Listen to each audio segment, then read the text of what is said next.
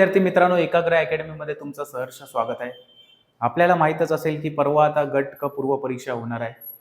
मागच्या आठवड्यातच ऑलरेडी गट व पूर्व परीक्षा झालेली आहे आणि तिथं कुठेतरी बघू शकता मानसिकता जी आहे स्टुडंट लोकांची ती कुठेतरी ढासळलेली दिसते. कारण अजून पण ते गट क साठी काही प्रिपेरेशन आणि नॉर्मली रिव्हिजनच त्यांचं काहीतरी सुरू नाहीये. बरेच ऑफलाईन असतील, ऑनलाईन विद्यार्थ्यांना कॉन्टॅक्ट केलं तर त्यांचं पण तेच मत आहे की म्हणजे कुठेतरी कॉन्सन्ट्रेशन होत नाही. गट ब सारखाच पेपर आला तर कसं व्हायचं, अटेम्प्ट होत नाहीये पेपर, टाइम मॅनेज होत नाही, हे सगळं काय काय ज्या गोष्टी आहेत. तर लक्षात ठेवा की जर गट ब सारखा पेपर शक्यतो येणार नाही. माझा जो असा अंदाज आहे की जो आपला 11 तारखेचा जो पेपर आहे, जे गट क पूर्व परीक्षेला होणार आहे, तो पेपर शक्यतो सोपाच येईल. कारण आयोगाचा जर पॅटर्न तुम्ही डिकोड केला तर प्रत्येक वर्षी एक पेपर त्यांना सोपा काढायलाच लागतो आणि 2025 मधले सगळे जर आपण पेपर बघितले तर ऑलमोस्ट सगळेच डिफिकल्ट आले. थोडाफार मेन्सचा सोपा होता गट ब आणि गट क मेन्सचा सोपा पेपर सोडून. बाकी कुठलेच पेपर बघू शकता की सोपे दिले नव्हते. म्हणून इट इज हायली एक्सपेक्टेड की जे 11 तारखेला होणारी जी पूर्व परीक्षा आहे त्याचा पेपर एकदम सोपा येईल आणि साईज जी आहे पेपरची ती पण छोटी येईल. काहीतरी 36-34 पानाचाच पेपर येऊ शकतो, 40 पानाचा येणार नाही. म्हणजे हा फक्त अंदाज आहे. पण लक्षात ठेवा की जर कसाही पेपर येऊ दे, सर्वात तुम्हाला एक ठेवायचं आहे की गट क मध्ये सध्याचं जे वॅकन्सी आहे जे 800 की 900च्या आसपास वॅकन्सी आहे आणि कुठेतरी एक्साईजच्या जागा वाढून कुठेतरी 1000 होतील वॅकन्सी आणि जर 15-16 पट जर स्टुडंट घेतले म्हणजे 16,000 लोक मेन्सला क्वालिफाय होतील. म्हणून लक्षात ठेवायचं आहे की काहीही करायचं आहे. 55-60च्या आसपास स्कोर जर पेपर सोपा आला तर लक्षात ठेवायचं लक्ष तुमचं पाहिजे की 60 मार्क्स तुम्हाला आलेच पाहिजे. या हिशोबानेच आपल्याला हे केलं पाहिजे. म्हणजे हे इनिशियल टार्गेट्स आहेत. टार्गेट तर बघू शकता की पेपर जसा येईल पेपरची जे आपली डिफिकल्टी लेवल जे असेल त्यानुसारच ठरणार आहे की आपल्याला लक्ष काय केलं पाहिजे. पण जे नॉर्मल प्रायमा फेसी आहे की जर गट ब पूर्व परीक्षा जे मागच्या वर्षीचं झालं त्याच लेवलचा पेपर आला तर आपल्याला 60+ घ्यायचाच आहे स्कोर आणि 60+ मध्येच मग आपण सेफ राहू आणि मग त्याच्यानंतर डायरेक्टली डोळे बंद करून मेन्सचा अभ्यास करता येईल. कारण लक्षात ठेवा 11 तारखेनंतर जी एमपीएससीची कुठली परीक्षा आहे तर सीधा 31 मेला आहे. मग कुठंतरी 5 महिना आहे आपल्याकडं, पूर्ण टोटली 5 महिना खाली आहे. कारण जानेवारी, फेब्रुवारी, मार्च, एप्रिल आणि मे एंडिंगला परीक्षा आहे. म्हणून 5 महिना आपल्याला कुठेतरी गॅप भेटतोय आणि लक्षात ठेवा त्या 5 महिन्यापैकी जर 2 महिने आपण मेन्सचा अभ्यास केला आणि 3 महिने पुन्हा प्रिलिम्स नाही तर ते जीएसचा अभ्यास केला तर कुठेतरी यावर्षी एक पोस्ट तुमची कन्फर्म होऊन जाते. म्हणून लक्षात ठेवायचं थोडं स्ट्रॅटर्जी बघूया की स्ट्रॅटर्जी काय असली पाहिजे आणि परीक्षेला जाता जाता आपण काय केलं पाहिजे. तर लक्षात ठेवा की एक सुंदर मी एक कोट आणलेला आहे, खुद की द्वारका बनानी हो तो जीती हुई मथुरा छोडनी पडती है. म्हणजे बघू शकता की भरपूर सारं या प्रोसेसमध्ये आपल्याला त्याग करावं लागतं. कम्फर्ट झोनच्या कुठेतरी आपल्याला बाहेर निघणं म्हणजे बाहेर निघावंच लागतं. तुम्ही कम्फर्ट झोनमध्ये असणार, सगळे समारंभ घरातले अटेंड करताय, दिवाळीला पण गावाला जाताय, दसऱ्याला पण जाताय, होळीला पण जाताय, न्यू इयरला पण जाताय, मित्रांबरोबर फिरताय, इकडे तिकडे फिरायला जाताय आणि अभ्यास करताय. तर लक्षात ठेवा की असं मग तुमचं शक्यतो कॉन्सन्ट्रेशन एक चॅनलाइज कॉन्सन्ट्रेशन होणार नाही एक डायरेक्शनमध्ये आणि कुठेतरी मग तुमचं प्रत्येक वेळेला असं म्हणजे प्लॅनिंग बिघडत राहणार आणि इम्प्लिमेंट नाही होणार आणि ॲट द एंड मग काय होईल की जर परीक्षा खरंच सोपी आली तर तुम्ही कुठेतरी 45-40 मार्कांवर राहाल आणि जे एक नॉर्मल ॲव्हरेज स्टुडंट आहे की ज्यांनी कंटिन्युअसली फक्त डिसिप्लिनने रोज अभ्यास केला आहे, कन्सिस्टन्सी ठेवली आहे, तो कुठेतरी 55-60च्या आसपास स्कोर घेऊन जाईल. म्हणून लक्षात ठेवा की भरपूर सारं सॅक्रिफाईस करावं लागतं आणि आपलं माइंडसेट तुम्ही ढासळून देऊ नका. सर्वात मेन म्हणजे लक्षात ठेवा की बऱ्याच लोकांना जे फर्स्ट अटेम्प्ट वाले भरपूर लोक आहेत घटकामध्ये या वर्षीच्या आणि आन्सर शीट जी आहे ही बघू शकता की आताची मला वाटतं की ही फायनल आन्सर शीट अशीच भेटणार आहे.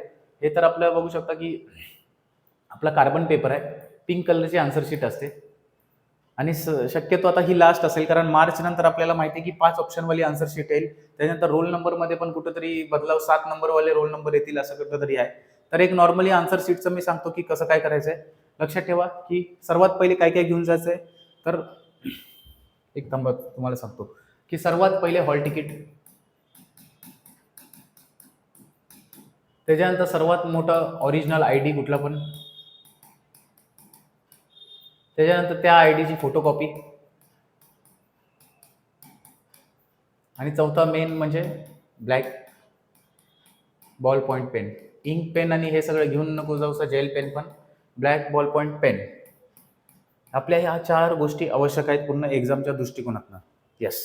आता लक्षात ठेवा की इथं जे लिहिले नेम ऑफ द एक्झामिनेशन आहे, तुमच्या हॉल तिकीटवर जे नाव असेल ते लिहायचं आहे. बऱ्याच लोक जे फर्स्ट अटेम्प्ट वाले इथं चुकवतात, नेम ऑफ द एक्झामिनेशन मध्ये स्वतःचं नाव लिहून टाकतात. मग असं करायचं नाही. त्याच्यानंतर इथं रोल नंबर जे असेल, काय असेल, PN असेल, AU असेल, MW असेल, MC असेल, लक्षात ठेवा ते लिहायचं आहे. कॅन्डिडेट सिग्नेचर इथं बघू शकता तुमची स्वतःची सिग्नेचर टाकायची आहे.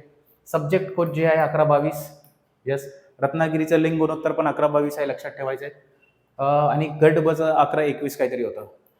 क्वेश्चन बुकलेट क्रमांक म्हणजे क्वेश्चन पेपर जे आपल्याला भेटेल तिथं वर जे क्रमांक असेल तो आपल्याला इथं लिहायचा आहे आणि क्वेश्चन पेपरची जी सिरीज असेल A, B, C, D जी काय असेल ते आपल्याला लिहायचं आहे आणि प्रॉपरली मग एवढंच करायचं आहे. लक्षात ठेवा एवढंच करायचं आहे. तुम्हाला सब्जेक्ट कोड, रोल नंबर आणि आपलं हे क्वेश्चन बुकलेट सिरीज हे 3 मिस्टेक करायचं नाही. बाकी 19-20 वर खाली झालं तरी चालतंय तुमचं. पण या 3 मिस्टेक करू नका. इथं तर इन्व्हिजिलेटरचं आहे म्हणून ते सगळं भरतील, लक्षात ठेवा. येस. आता सर्वात मेन मुद्दा काय माहिती आहे का या ह्याच्यामध्ये? Time management. 1 तास 100 प्रश्न आणि गट ब मध्ये ऑलमोस्ट महाराष्ट्राच्या 90% लोकांना टाईम मॅनेज नाही झालंय आणि जे 10% लोकांनी टाईम मॅनेज केलंय त्यांचा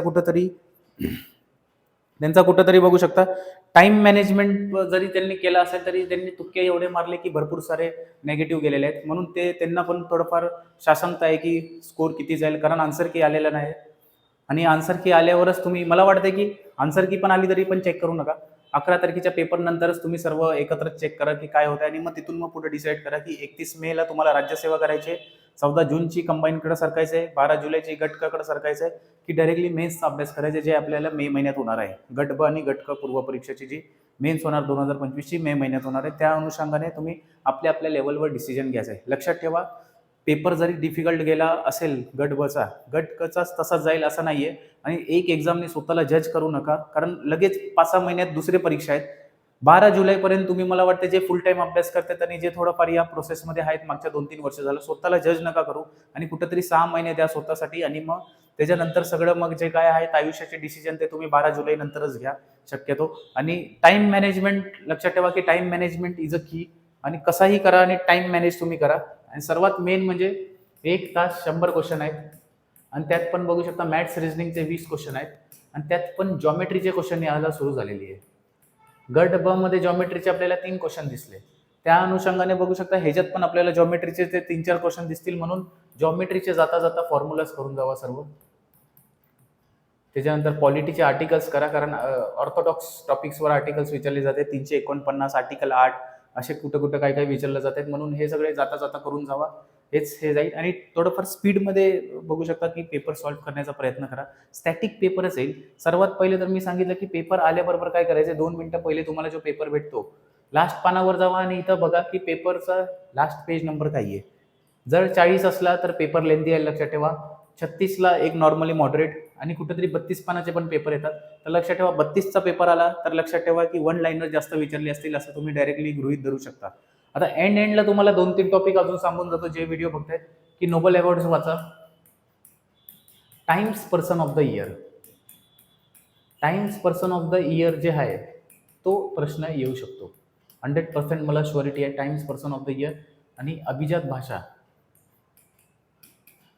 ह्याच्यावर बघू शकता की प्रश्न आलेला नाही, मग तो प्रश्न येऊ शकतो.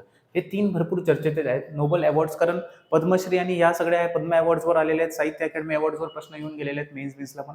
नोबल अवॉर्ड्स राहिले times person of the year आणि अभिजात भाषा जे मराठीला भेटला. मराठी सकट अजून 4 भाषा होत्या, मग टोटल 11 भाषा झाल्या. त्या सगळ्या बघू शकता अभिजात भाषेचा दर्जा भेटलाय, ते एकदा कुठेतरी रिव्हिजन करून जा. तसेच times person of the year हे जे आपलं आहे एंडला रिव्हिजन करून जावा. लक्षात ठेवा पेपर सॉल्व्ह करताना आयुष्यात ते काही टेन्शन तुम्हाला आलं नाही पाहिजे. तुमच्याबरोबर काय आहे, लास्ट अटेम्प्ट आहे, आत्ताच झालं पाहिजे, नाहीतर मग काय घरातनं एवढा प्रेशर आहे तेवढा प्रेशर आहे, हे सगळं बघू शकता की त्या एका तासात, खरं सांगतोय रिक्वेस्ट करतोय ते विसरून जावा, कारण त्याचा इनडायरेक्टली इम्पॅक्ट ना तुमच्या परफॉर्मन्सवर पडतो आणि कुठेतरी मग गणितचा प्रश्न येऊन सुद्धा पण चुकतं. कारण मग त्या टायमाला जर 4 मल्टिप्लाय 2 जरी केलं तर मग तुम्हाला फक्त 8 नाही मग 10-12 काहीतरी असे आकडे हे करता, म्हणजे इतकं सिली मिस्टेक्स होतात. म्हणून सिली मिस्टेक्स करू नका. तुक्के मारल्यावर चालतंय पण सिली मिस्टेक्स करू नका, कारण सिली मिस्टेक्सनी कंबाईन गट ब मध्ये पण बघू शकता पेपर अवघड असून सोपे प्रश्न बऱ्याच लोकांचे चुकलेत कारण सिली मिस्टेक्समुळे. येस, म्हणजे ते पंचायत राजचं जे कलम असेल 243G जे पॉवर्स ऑथॉरिटी जे डिफाईन करतात ते पण लोकांचे चुकलेले आहेत. मॅथ्सचं कॉलम जे आलेला 243 KD आणि हे सर्व ते पण चुकलेले आहेत. मग असे जे काय काय प्रश्न आहेत ते आपल्याला चुकताना दिसत आहेत. लास्ट दिवस आहे, थोडाफार पॉलिटी एकदा रिवाईज करा. इकॉनॉमिक्सचे थोडाफार डेटा आणि सेन्सेस वाचून जावा. येस, म्हणजे मी सांगतो अजून एक सेन्सेसवर राज्यसेवेत 6 ते 7 प्रश्न आलेत, ह्याच्यात फक्त एकच प्रश्न दिसला. मला वाटते गट क मध्ये इट इज एक्सपेक्टेड 3 प्रश्न येऊ शकतात सेन्सेसवर. त्याच्यानंतर वेगवेगळे जे कमिटी आहेत जे इकॉनॉमिक्समध्ये आपण बोलतो पॉवर्टी असेल आणि ह्या सर्व फिलिप्स कर्व्ह असेल त्याच्यावर प्रश्न आपल्याला दिसू शकतो. पंचवार्षिक योजनांमध्ये जे पंचवार्षिक योजनांमध्ये स्टील इंडस्ट्री झाली, सेकंड पंचवार्षिक योजनांमध्ये ते तुम्ही हे करा. पहिल्या पंचवार्षिक योजनांमध्ये किती जे डॅम्स जे आहेत भाकरा नंगल आणि हे सगळं ते कुठं कुठं कुठं दोन जे स्टार्टिंगचे आहेत ते डिरेक्टली पंचवार्षिक योजना आहे ते तुम्ही डिटेलमध्ये करून जावा. आणि अशाच अनुषंगाने लक्षात ठेवा पेपर इझीच येणार आहे. तुम्ही काही टेन्शन घ्यायचं नाही. फक्त time management is the key. बघू शकता कंबाईनची जी परीक्षा आहे ती नॉलेजची परीक्षाच नाही आहे, स्पीडची परीक्षा आहे आणि ॲक्युरेसीची परीक्षा आहे. सायकोलॉजिकल प्रेशर बिल्ड केला जातो तुम्हाला पेपर असा थोडंफार अवघड करून आणि कुठंतरी तुम्हाला सायकोलॉजिकल टेस्ट केलं जाते की तुम्ही कमी वेळेत जास्त आउटपुट घेऊ शकता का. म्हणून कट ऑफ बघू शकता की 60च्या वर एकदाच गेलाय 62.5. म्हणून लक्षात ठेवा 60 मिनिटं आहेत. तुम्ही जर ॲक्युरेसीनी पण सॉल्व्ह केले 60 मिनिटात 70 क्वेश्चन तरी पण तुमचं बघू शकता प्रिलिम्स क्लिअर होते. फक्त ॲक्युरेसी पाहिजे. गणितचे सर्वात जास्ती जो प्रश्न सॉल्व्ह करेल त्याची कन्फर्म प्रिलिम्स हे होईल. जर गणितचा पेपर इझी टू मॉडरेट राहिला तर लक्षात ठेवा महाराष्ट्रात असे तमाम विद्यार्थी आहेत जे टॉप लेअरचे क्रीम लेअरचे की ते 20 पैकी 15-16 आरामात राईट करून येतील. मग त्यांना 15-16 मार्काचा कुठेतरी एज भेटून जातो आणि इथं कुठेतरी 50 स्कोर करतात GS मध्ये. असं होऊन 65-66 वर जातात. म्हणून लक्षात ठेवा जे ॲव्हरेज स्टुडंट पण आहे त्यांनी गणित कुठेतरी 10-12च्या आसपास ॲक्युरेट करायचे. तुक्के नाही मारायचे, ॲक्युरेट करायचे. गणित तुक्के नाही मारायचे, बाकी सगळे तुम्ही मारले तरी चालेल. येस. आणि याच अनुषंगाने मी सर्वांना जे येणारी जी पूर्व परीक्षा आहे गट क पूर्व परीक्षा त्यासाठी मी सर्वांना शुभेच्छा देतो. गट ब पूर्व परीक्षेमधनं बाहेर निघा आणि कुठेतरी माइंडसेट डेव्हलप करा आणि गट क पूर्व परीक्षा चांगल्या प्रकारे द्या. मॅक्झिमम अटेम्प्ट करा आणि मॅक्झिमम अटेम्प्ट बघू शकता की ॲक्युरेट करण्याचा प्रयत्न करा. चला तर आज इथंच थांबूया. तुम्हाला सर्वांना ऑल द बेस्ट. त्याच्यानंतर आपण बघू शकता की एक डेटा सॅम्पल साईज आल्यावर आपण पुन्हा एकदा कट ऑफ प्रेडिक्शन करू की काय येऊ शकतं आणि कोण सेफ स्कोरमध्ये आहे आणि कोण पास होण्याचा शक्यता आहे आणि आन्सर की लवकरात लवकर संडेलाच आम्ही बघू शकता की 11 तारखेला घेऊन येण्याचा प्रयत्न करू. तर आज आपण इथंच थांबूया. सर्वांना जी गट क पूर्व परीक्षा जी होणार आहे त्यासाठी मी शुभेच्छा देतो. जय हिंद, जय महाराष्ट्र, ऑल द बेस्ट.